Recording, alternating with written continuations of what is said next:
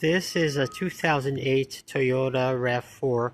It's got the 3.5 liter V6 2GR-FE engine, and it is a four-wheel drive. The problem that this car is having is it's making a loud running noise, a whirring, that is coming from the rear end. And it's very tough to diagnose this noise. We're pretty sure that it's not coming from the tires. So the other possibilities is it could be the bearing. However, it's very difficult to diagnose this bearing because we have an axle going through it and it does not spin freely. The other possibility is the noise is coming from the rear differential, and it's also very tough to diagnose whether this is where the noise is coming from.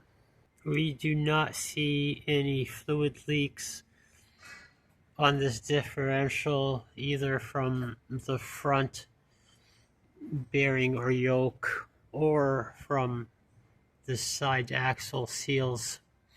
Previously, we've drained and filled the differential with the appropriate gear oil, and there was no issue visible from the gear oil that came out. So to make any headway with diagnosing this, we're really going to have to take apart the wheel hub and bearing assemblies and inspect them. And I'm going to show you how we do that, and if necessary, I'll show you how to replace the appropriate parts.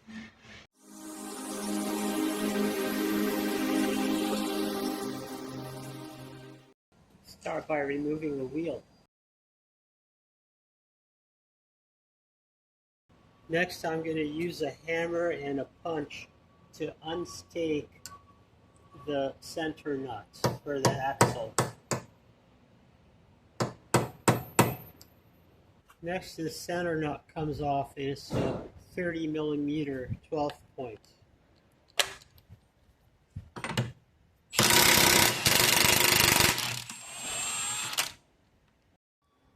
Now I'll remove the brake caliper entirely so I can remove the rotor. 14mm.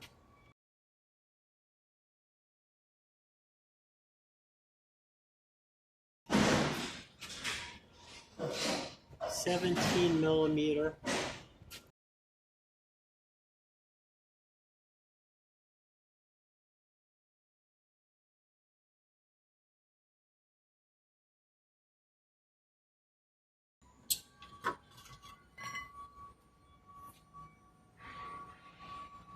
If necessary, I use 8mm bolts in the threaded holes of the rotor to press the rotor off, but this one is pretty loose.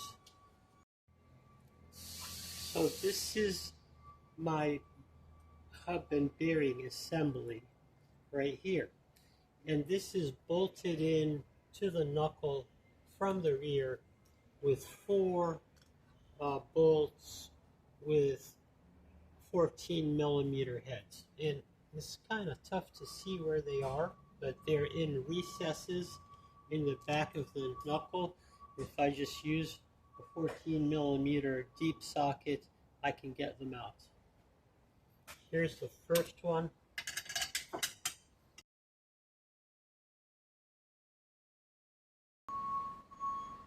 Here's what it looks like. There are three more like this. I started with the top one. This one is lower down.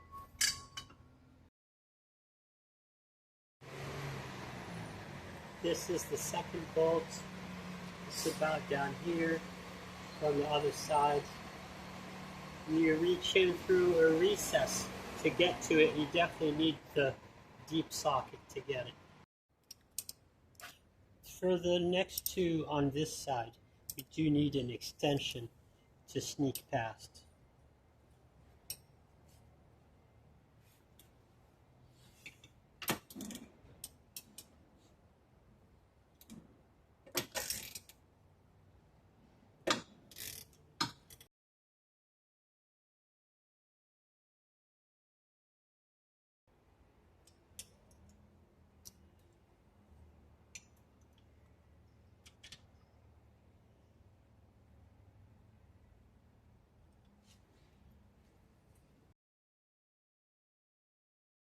And this is the final bolt. Oh, fell off the magnet. So with the 4 bolts removed, there is nothing holding this hub in place except friction. So let's see how we're going to get it out. I've got this old rusty slide hammer.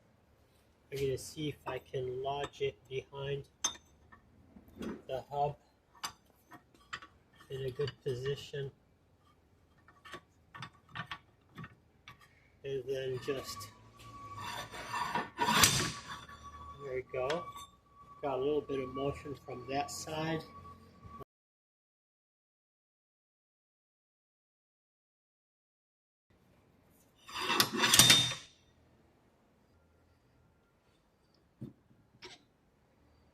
There we go. I got it. So here are some of my observations. Right in here, we have a huge buildup of corrosion, both on the axle and on the knuckle. And this hub has some corrosion built up on it. And when I spin it, I do feel a little bit of roughness. It's not a lot. I don't feel very much play at all. But as long as I have it out, I might as well replace it. For reference, here's what a new one of these looks like. And it does feel a lot smoother to spin.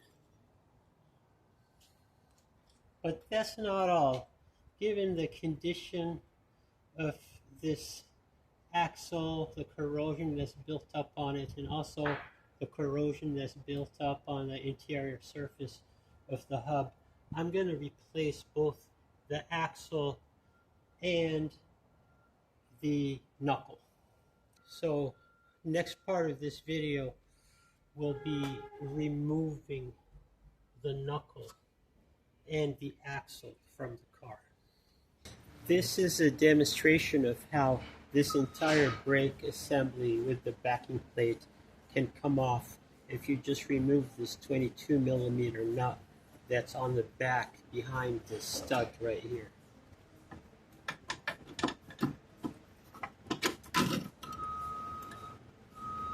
My first step to loosen this spindle or knuckle is I'm going to loosen up the shock absorber. It has one fastener bolt right here that goes through. It has 2 bolts that go straight up with this bracket. I'm going to start by loosening this bottom bolt, and then I'll loosen the 2 bolts that are up in here. Let me shine a light on them so you can see them a little better. Okay, there they are, those 2 bolts.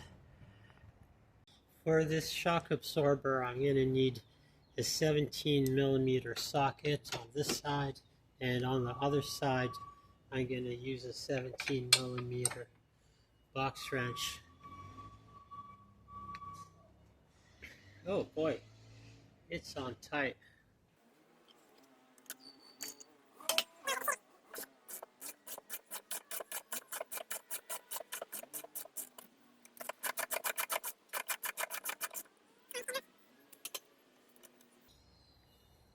Now I'm going to loosen the 2 bolts, and they're also 17s.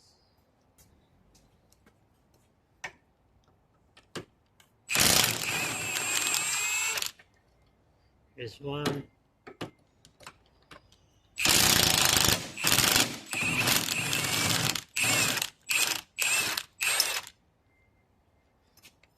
Here's the second one. You notice everything sagged, and now this can come right out.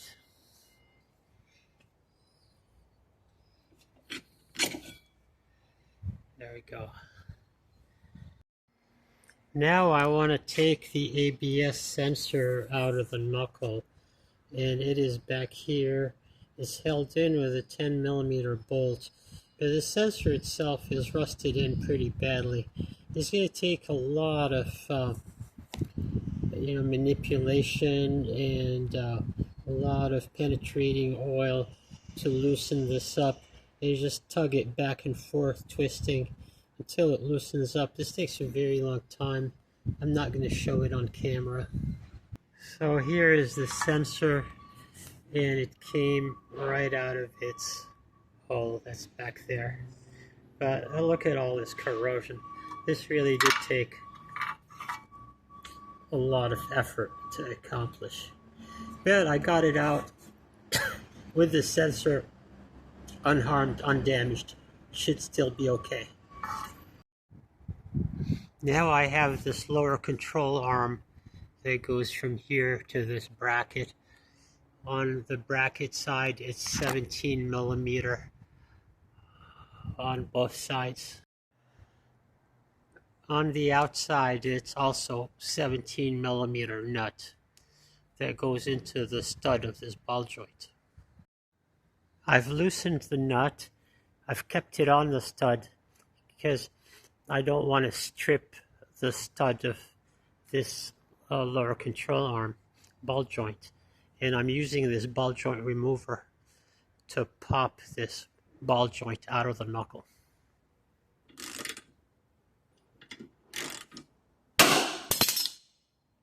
So this control arm came out with a little bit of prying and manipulation, and despite my best efforts, the boot got torn a little bit, or maybe it was torn to begin with, I don't know.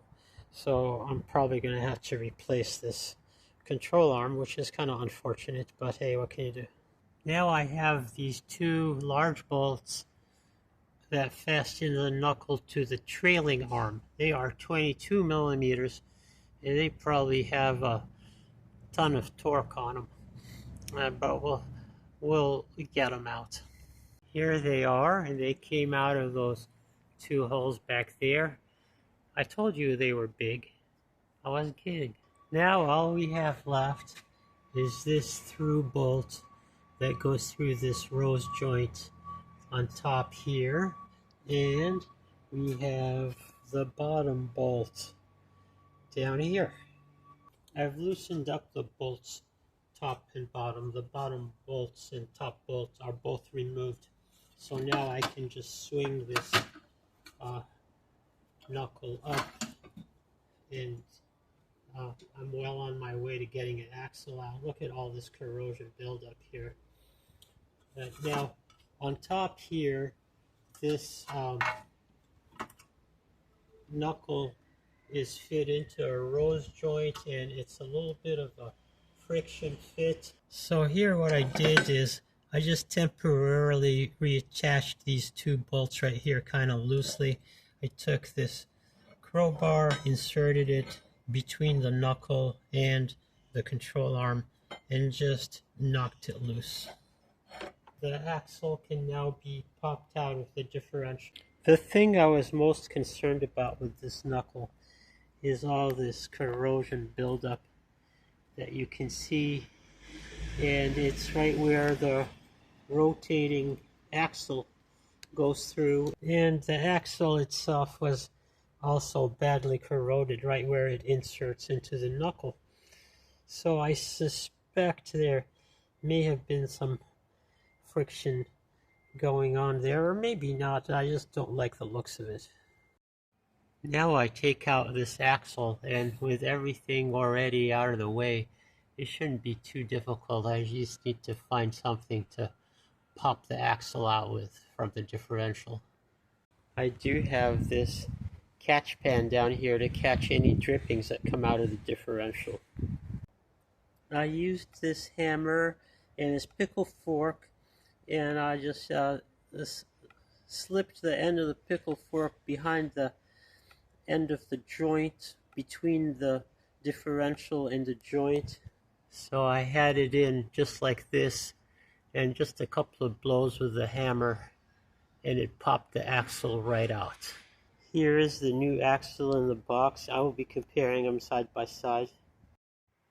Everything about this new axle looks correct, and most notable difference is right up here. Look at the difference in the buildup of corrosion. And again, I cannot be 100% sure what difference this makes, but I'm betting that it makes a difference. To get this axle into the differential, first I line it up so the splines are inserted partway into the differential. Then I take this hammer, and with the nut still on the tip of the axle to protect the threads, I just give it a couple of good blows like that, and it pops it right in, locks it into the differential. Now I can begin reassembling everything, and as I mentioned, I am replacing the knuckles. This is the replacement knuckle. It's also a used knuckle. This is to compare it with the knuckle that I took off the car. It's hard to see the difference, but right here, this knuckle that just came off the car has a lot of surface roughness on this ring, whereas this one, it is a lot smoother, and I'm gonna smooth it a little bit further with some sandpaper to try to get as much rust off as possible. But it's already a considerable improvement over the one that I just took off. Looking at it from the other side, this replacement knuckle, which is used from salvage, is in much better shape than the one I took off. It still has the original paint from factory on it is still shiny. So I'm betting this will be a big improvement. One more thing I want to show you with this knuckle, which is if you remove this 22mm nut that's back here, then on this knuckle, the entire backing plate of the brake will come right out.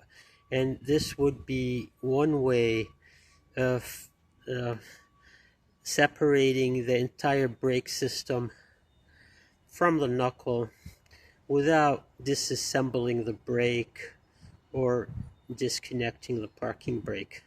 So that's one other way to do it. I just was not sure whether this would come out so easily. So I went through the entire disassembly. One more thing that I'm doing, because there is no better time than now, is to replace this old worn out shock absorber.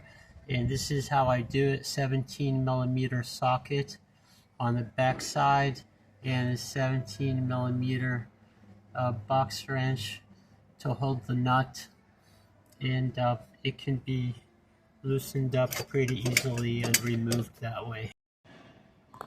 Oh, a word of caution: after you break this bolt loose with a socket wrench, you want to switch to a ratcheting wrench, because otherwise you're going to jam your socket wrench back in here and it will never come out. It'll back up into the control arm and everything will be jammed. So right after you break this loose, switch from the socket wrench to the ratchet wrench. This is the original shock. It has some Toyota markings on it, so it's probably the original shock with 170,000 miles on it.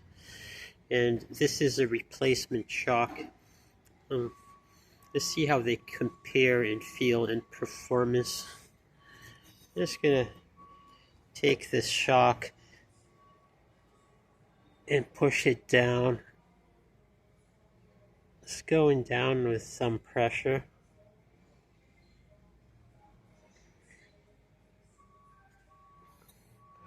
So let's see if it rebounds now. Is it rebounding? I can't tell. If it does have any rebound, it's extremely weak. Now I'm going to compare the new shock, and this feels a little bit harder to push down.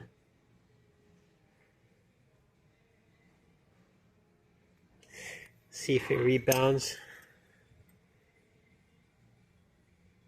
Okay, so this is visibly rebounding. You can see it grow.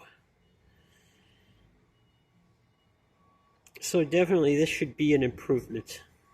To get the lower control arm bolt back through the knuckle, I'm using this floor jack to push the lower control arm up and then do a little bit of wiggling here and it'll go right in. I need both hands to do it. So there it went through and threaded in to the welded nut on the other side, and it's turning with just hand pressure for now.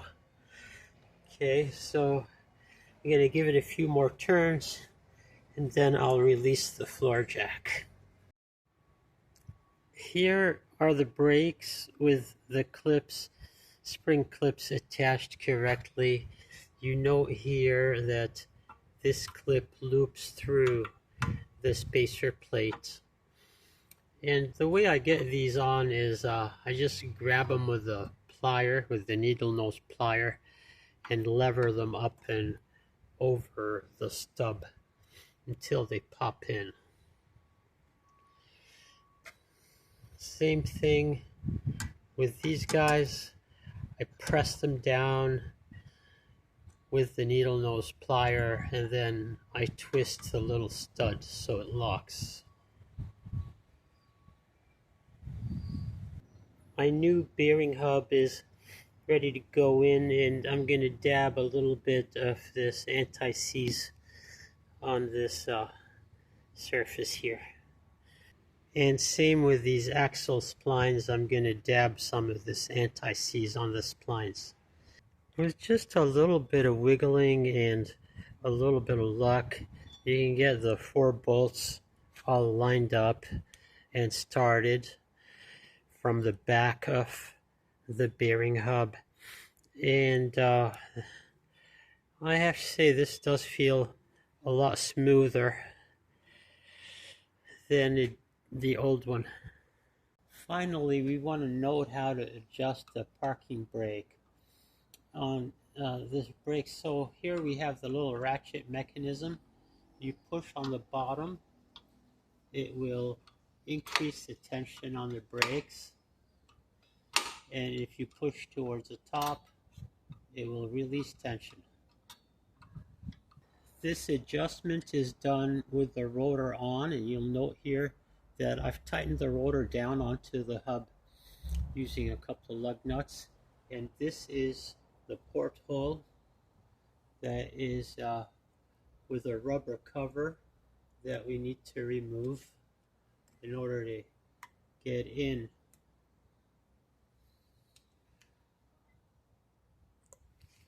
So there, it's off, and if I use a flashlight I can see that I'm in the right place. Now what I want to do is, there's absolutely no resistance here. I just want to increase the tension enough so I can barely feel some resistance, and then I'll back it off. Let's see if this has produced any results. Not quite yet.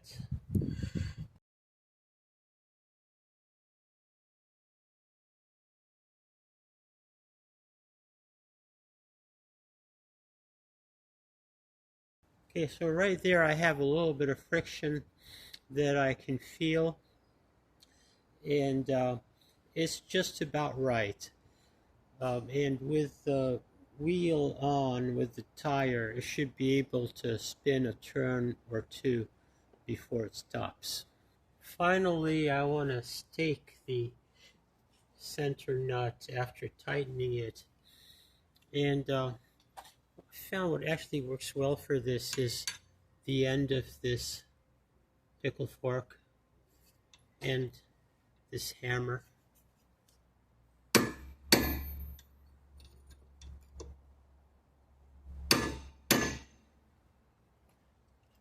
Doesn't take much. And here's a demonstration of my parking brake adjustment. with the wheel on. Okay, so it comes to a stop. There's just enough friction to stop it, and it will self-adjust some more while the car runs. Here's a rundown on all the parts that were replaced in this repair. There were 2 hubs, both sides, 2 axles, both sides, 2 knuckles with their brake backing plates, both sides, and shocks on both sides, which really needed it. The shocks were completely worn out, so there was no better time to replace them.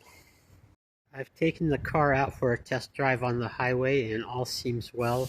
Loud running noise from the rear of the car is gone, and I'm not sure exactly which of the parts that we replaced was the one contributing the most to the noise, but they all seemed like they needed replacement. So it is a job well done and successful repair.